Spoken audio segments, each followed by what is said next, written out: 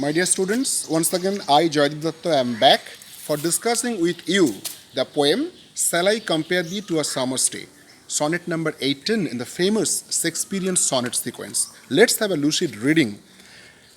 Shall I compare thee to a summer's day? Thou art more lovely and more temperate. Rough winds do shake their darling buds of May, and summer's liege all hath all too short a date.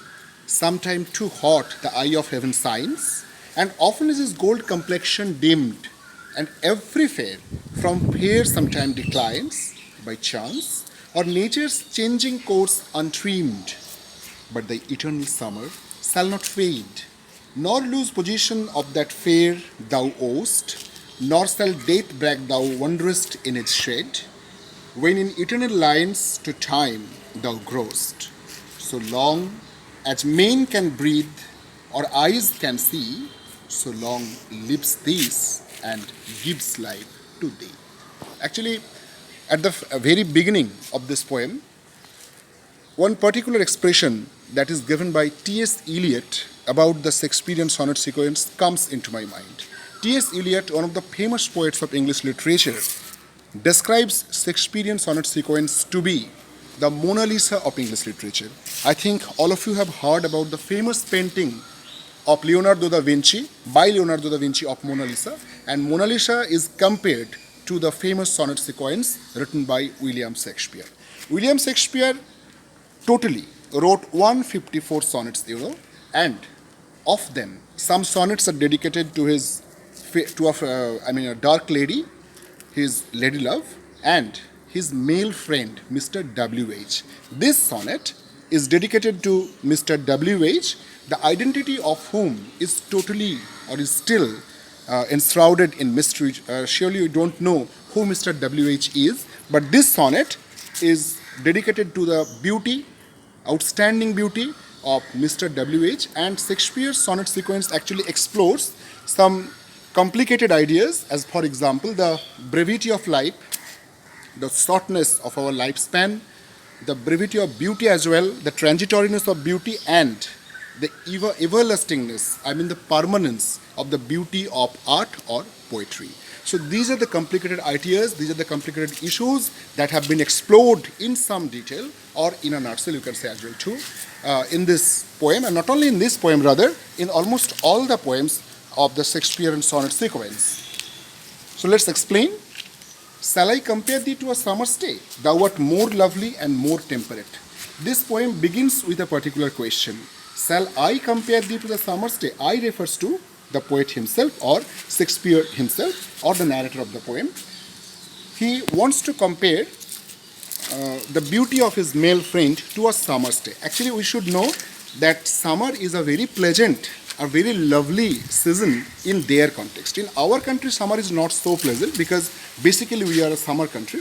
We have a summer country, but that country, the country of Shakespeare, the country of England, that is, in that country, summer is a very pleasant country. So he wants to compare the beauty of his male friend with that of summer. Shall I compare thee to a summer's day? But one thing we should keep in our mind, that though he seeks permission whether he can compare the beauty of his friend with that of summer, he is particularly in the know of the fact that the beauty of his friend is far superior to the beauty of summer. The beauty of summer is inferior to the beauty of his fair friend, Mr. W.H. Because he also gives the reason, thou art more lovely and more temperate. Rough winds do shake the darling buds of May. Rough winds do shake the darling buds of May, and summer's lease hath all too short a date. Thou art more lovely and more temperate. What's the matter? Summer's beauty is not so lovely. Summer's beauty is not so lovely, is not so temperate as the beauty of his friend. The friend's beauty is more lovely and more temperate. This particular term, temperate, is very important. Temperate, what does it mean, temperate? Temperate means it is not susceptible to the extremes. Temperate means a kind of intermediate condition. Okay, temperate. It's the beauty of summer is not much temperate because there are extremities in the beauty of summer, but in the beauty of fair friend there is no extremity. It is free of all sorts of extremity. That's why it is consistent. There is no inconsistency here. Rough winds do shake the darling birds of May, and summer's lease hath all too short a day.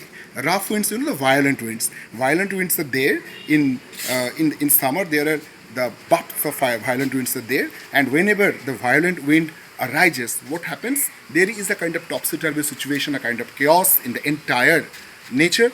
And whenever the stormy cloud or whenever the calamity comes, what happens? The entire situation becomes in a kind of mess. That's why summer's beauty is not free of extremity.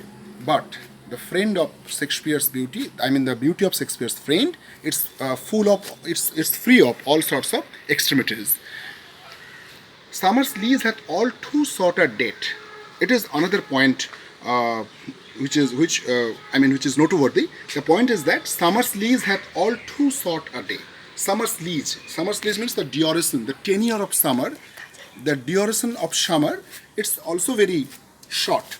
It's not a long-standing one. It's not a permanent one. Whereas Shakespeare's friend's beauty, I mean the beauty of Mr. W.H. has a permanence. Okay. Sometime too hot the eye of heaven shines, and often is his gold complexion dimmed. Sometimes too hot the eye of heaven shines. Eye of heaven refers to sun. Sometimes sun produces scorching heat. It gives us dazzling sunlight, and it is not at all pleasant. And often is his gold complexion dimmed, and sometimes it happens also the gold complexion of sun, it is dimmed. That means the brightness of sun is dimmed because of the advent of cloud in the sky. It happens. So it is extreme. Sometimes it is, it has extremities. But every fair from fair sometimes declines by chance or nature's changing course untrimmed.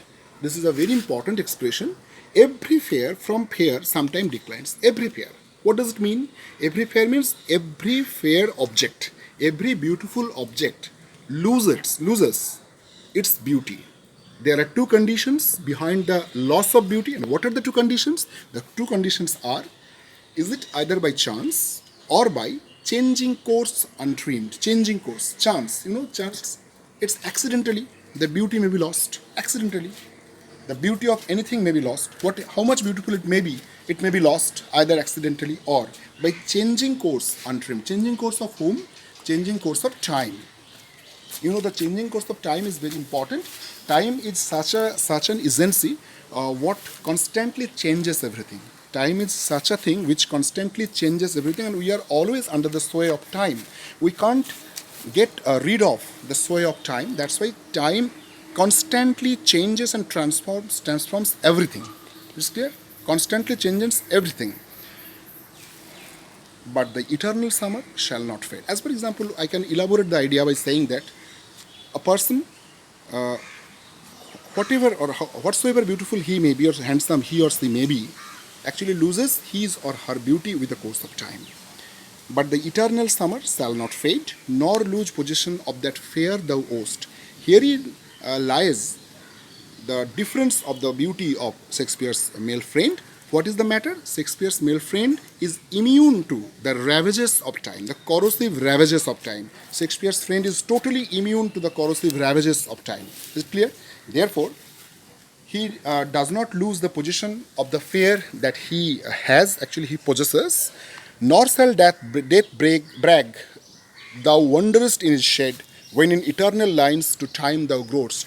Actually, it's an extreme declaration that even it is impossible for death can't also efface the beauty of Shakespeare's friend, because Shakespeare's friend will enjoy permanent life when he will be captured in the frame of the poetry written by Shakespeare. That's very important.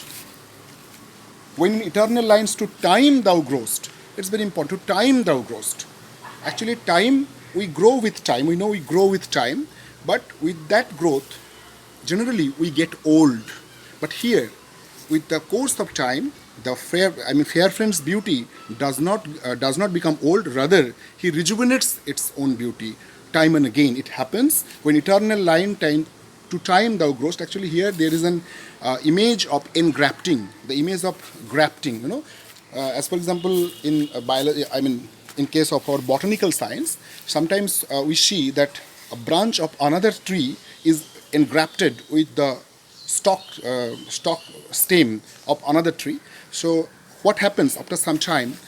The branch becomes engrafted and it becomes a part and parcel of the main tree. It happens. So here also, time is the main tree, and Shakespeare's lines, the lines of Shakespeare's poetry are the cords or the wires with which the fair friend has been tied with the tree of time. And what happens after some time or with the course of time, Shakespeare's friend becomes engrafted with time. So when time is an aging factor, it is not an aging factor for Shakespeare's friends. It is aging factor for everybody, but it is not an aging factor for Shakespeare's friends. Rather, with the course of time, he rejuvenates his life and beauty. So long as men can breathe or see, so long lives this, and this gives life to thee. It's a final declaration, and Shakespeare is totally prophetic here. Prophetically, he asserts that so long as men can breathe or eyes can see, that means so long there will be the existence of humanity in general. So long lives this, and this gives life to thee. The poetry of Shakespeare will remain alive, and the poetry of Shakespeare will give life after life to Shakespeare's fair friend. So much confident Shakespeare was about the capability of his and capability and the efficacy of his own poetry. Therefore, it's an outstanding piece of love poetry, and obviously in a new way, Shakespeare dealt the entire matter. I think you are satisfied with the lecture, and if it really satisfies you, don't forget to subscribe my channel, and you must comment, share, and obviously give a thumbs up impression. Thank you.